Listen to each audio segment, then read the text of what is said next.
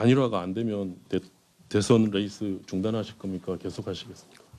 저는 단일화가 반드시 적절한 시기 안에 되리라고 생각합니다. 혹시 단일화가 되지 않으면 계속 하실 거냐 중단하실 거냐에 대한 질문이었기 때문에 그거는 예스다 노다 한쪽으로 좀 답을 좀 해주실 수 있겠습니까? 아니면 아직 결심이 좀 안 쓰신 건가요? 저는 그 부분에 대해서 한 번도 단일화가 실패할 거다라는 그러한 그 생각을 해본 적이 없습니다. 그것은 바로 국민들에 대한 큰 배신이고 배반이 될 거라고 생각하기 때문입니다.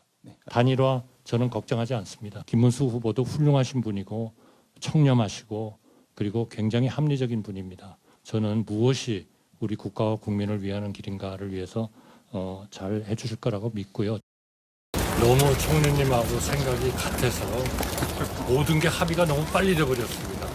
뜻을 같이 하는 사람들과 함께 개헌 연대를 구축해 개헌을 추진하는 데 협력하기로 했습니다. 저는 이 문제는 긍정적으로 잘 해결이 될 것이라고 생각하기 때문에 지금은 특별히 우리가 마지노선을 정하거나 하는 것들이 오히려 단일화 노력을 오히려 더 힘들게 만들 가능성도 있다. 그렇게 생각합니다. 여기 이제 배우자 관련 얘기는 잠시 뒤에 곧바로 만나보기로 하고요. 보신 그대로입니다. 오늘 관훈 토론회에 참석한 한덕수 전 총리가 단일화 질문에 대해서 글쎄요. 화면을 좀 다시 보면 이런 겁니다. 단일화 실패는 국민 배신이다. 앞서 권영세 비대위원장이 말한 것과 좀 비슷한 취지의 얘기를 했어요. 근데 이현정 의원님, 네. 다만 만약에 단일화가 되지 않는다면 대선 레이스를 중단할 건지라는 얘기에 반드시 적절한 시기 안에 될 거다. 즉답은 피했습니다. 어떻게 받아들이세요? 두 차례 걸친 질의에 대해서 일단 답변을 하지 않았죠. 물론 그렇지만 아마 내부적으로 좀 생각은 하시고 계신 게 아닌가 싶긴 합니다만, 그러나 이제 일단 단일화가 아직까지 시한이 남아 있기 때문에 거기에 집중하겠다는 뜻으로는 해석이 됩니다. 근데 오늘 이낙연 전 총리를 만난 걸 보면 단일화가 되지 않더라도 그 이후에 결국 이제 장외에서 다른 세력과의 연대를 통해서 막판 또 단일화 문제를 국민의힘 쪽에 압박하는 그런 카드를 일단 저는 쓰는 게 아닌가 싶어요. 왜냐하면 지금 이제 한덕수 후보 입장에서 보면 제일 좋은 케이스는 지금 일단 본인이 김문수 후보의 양보를 받아서 국민의힘 후보가 되는 거지만, 자, 그다음에 그게 만약에 어려울 경우에는 결국 이제 무소속으로 뛰어야 되는데, 그럴 경우는 혼자 뛰기에는 굉장히 힘이 붙일 겁니다. 예. 그러면 이낙연, 이준석 이런 어떤 후보들과 연대를 한다 그러면 예. 나름대로 명분과 또 힘이 생길 거예요. 이제 그런 걸 토대로 해서 이제 김문수 후보와의 막판 단일화, 즉 이제 후보 용지에 지키는 그 전까지의 어떤 2차 단일화 문제를 아마 생각을 해야 될 건데, 예. 이제 문제는 현실적으로 아마 이제 이제 한덕수 후보 입장에서 보면 일단 조직과 돈일 겁니다. 일단 지금도 사실은 조직이 거의 없다시피 한데, 예. 그리고 돈도 마찬가지입니다. 당의 후보가 될 경우는 거의 돈을 당에 쓸 수가 있지만, 예. 개인 무소속일 때는 거의 후원금과 개인 돈을 다 써야 돼요. 매일매일 수억씩 들어가는 네. 게 이제 현실적으로는 그렇죠. 그게 현재 어렵고, 그다음에 일단 조직도 없는 상황이라면 아마 이제 그럴 경우에는 제 예측이긴 하지만은 아마 일단 일부 의원들이 탈당을 해서 김문수 후보를 도와주는 그런 어떤 것도 가능하리라고 봅니다. 예. 이제 그거는 이제 다음에 생각할 문제고, 일단 당장은 한덕수 후보 입장에서 보면 아마 이제 11일까지의 단일화 문제 아마 전력을 기울일 것 같습니다. 반드시 적절한 시기 안에 될 것이다. 국민 배신을 꺼냈고요. 다음 화면을 볼게요. 근데 김진욱 대변인, 내부 기류가 한덕수 전 총리 측의 캠프에 있는 사람들이 많지는 않지만 이번 주 단일화 안 되면 무소속 출마하고 선거 비용만 300억 이상이다. 사기 약혼 아닌가.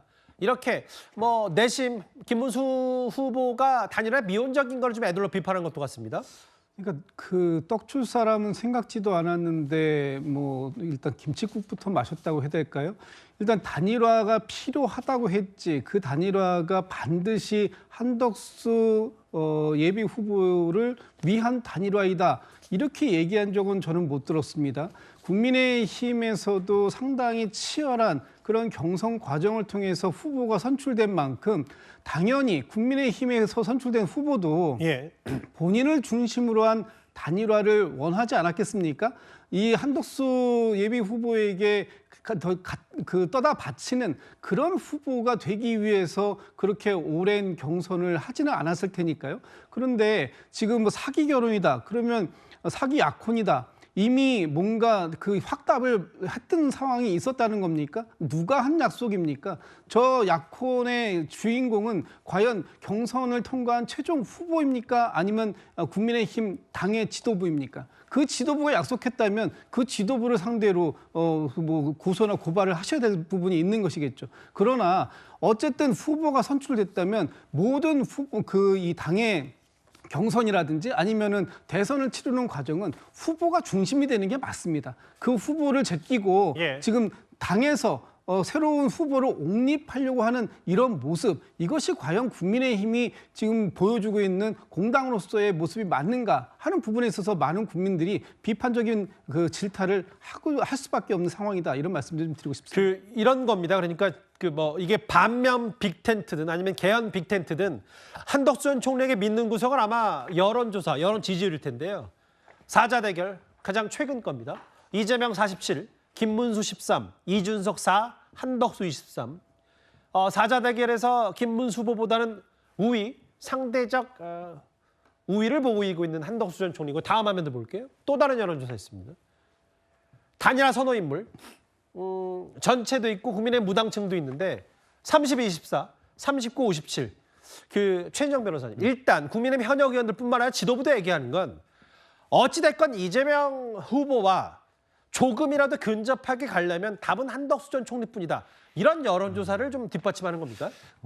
한 사람을 특히 염두에 두고 했다라는 것에 대해서는 전 동의하기가 좀 어려운 것 같습니다. 예. 아까 윤희숙 여의도 연구원장님 얘기처럼 예. 지금 어떻게 보면 대선판은 잘못하면은 이재명 후보라고 할 수 있는 지나친 친북, 친중, 친러 어떤 그 정책을 가진 이 좌파로 갈 수 있는 베네수엘라 가는 특급 열차를 타고 대한민국을 끌어갈 수 있는 잘못된 리더를 뽑을 수 있는 그런 위험이 있다. 그렇다고 하면은 그와 같은 대한민국의 베네수엘라화를 막기 위해서는 가장 경쟁력 있는 후보를 국민들에게 밥상에 올려야 된다는 그것이 원론 아니겠습니까? 그런데 적어도 지금까지 어떤 여러 가지 여론조사, 특히 조금 전에 있던 한국갤럽의 여론조사를 봤을 때는 결국 선호하는 인물이라고 했을 때도 한덕수 후보가 상당 부분 앞서가는 것도 사실이고 예. 또 국민의힘 지지층 같은 경우에도 일단 김문수 후보를 고리로 해서 한덕수, 김문수 같이 단일화할 경우에는 훨씬 더 시너지가 날 것이다. 이런 생각을 하는 것 아니겠습니까? 예. 근데 저는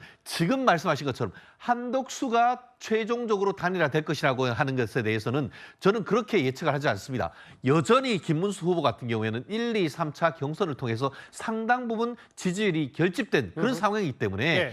경선 방식을 어떻게 하는지에 따라서 김문수 후보의 어떻게 보면 그 선호도 충분히 앞서갈 수가 있다라고 생각합니다.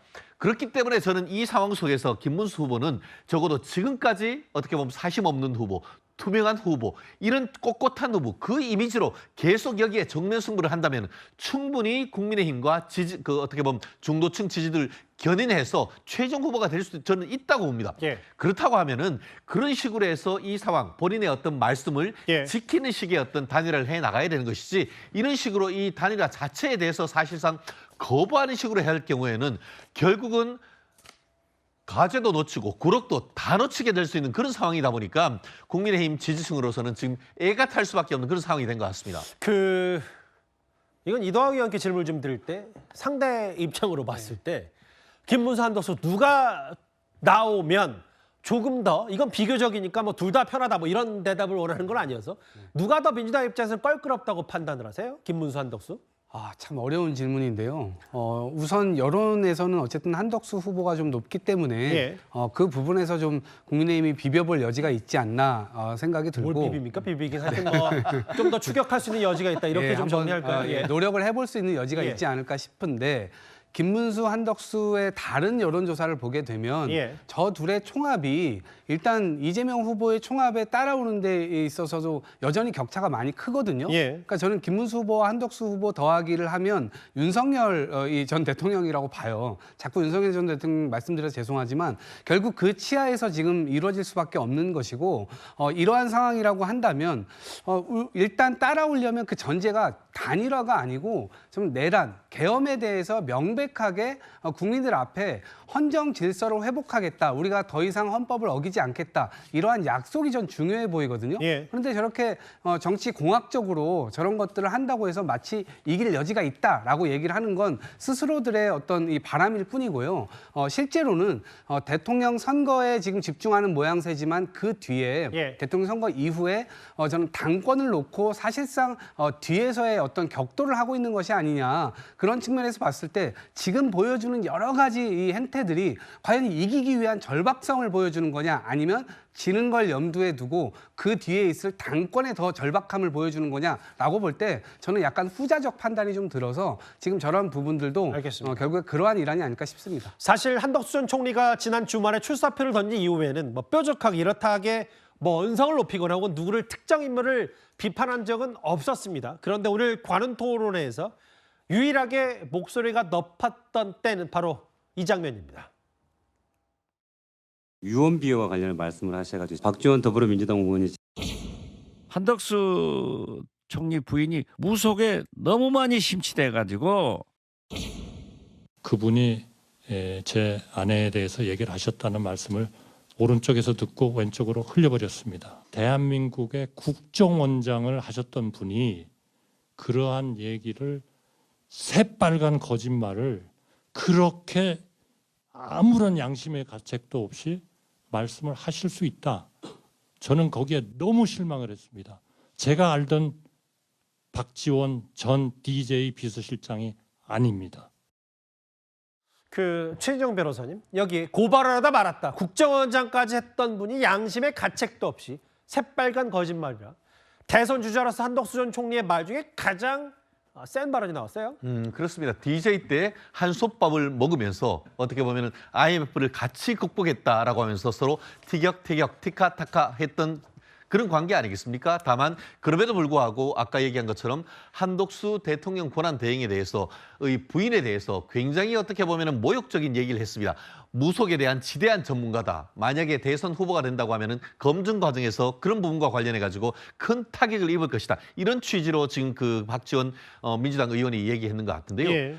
이 부분 같은 경우에는 지금 현재 그 한덕수 그 전 국무총리가 대선 후보가 되기 이전에 있었던 문제이기 때문에 지금은 문제가 안 되지만 만약에 대선 후보로 지금 등록한 상황 속에서 박지원 의원이 저렇게 얘기할 경우에는 공직선거법상 이른바 후보자 비방죄가 성립될 가능성도 있습니다. 그렇기 때문에 예. 아마 향후에는 이러한 부분을 아는 이 박지원 의원은 대놓고 이런 얘기를 하기가 쉽지가 않을 겁니다.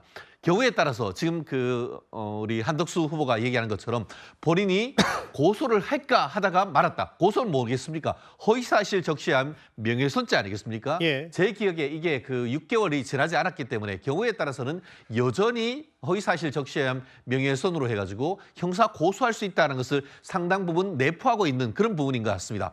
그래서 정정당당한 승부는 변론으로 민주당 특히 이제 국정원장까지 제했던 박 의원 같은 경우에는 앞으로 이런 말씀을 할 때에 정말 근거를 대든가 그렇지 않다고 하면은 어떻게 보면 본인의 불체포 특권, 면책 특권에 기대해 가지고 이런 법원의 국회 내에서 하는 발언은 충분히 자제해야 하는 것이 아닌가 생각을 합니다. 근데 한덕수 전 총리의 특징을 한번 잠깐만 살펴보면요. 김진욱 대변인. 오늘 유일하게 박지원 전 국정원장, 박지원 의원만 언급했는데 모 야당의 대표였고 지금은 대선 후보하는 분이 그분이 하라는 정책은 대부분 도움이 안 된다. 이재명 후보의 이름 석자를 직접 언급하지 않는 것도 본인이 이제 네거티브나고 이런 거보다 정책을 승부하겠다. 뭐 이런 기사화도 됐더라고요. 뭐 그렇게들 또 기사도 되고 얘기됐는데 한덕수 전 총리에 대해서 정치권에서 많이 회자됐던 이 표현이 뭐였냐면 기름장어라는 표현이 있었습니다.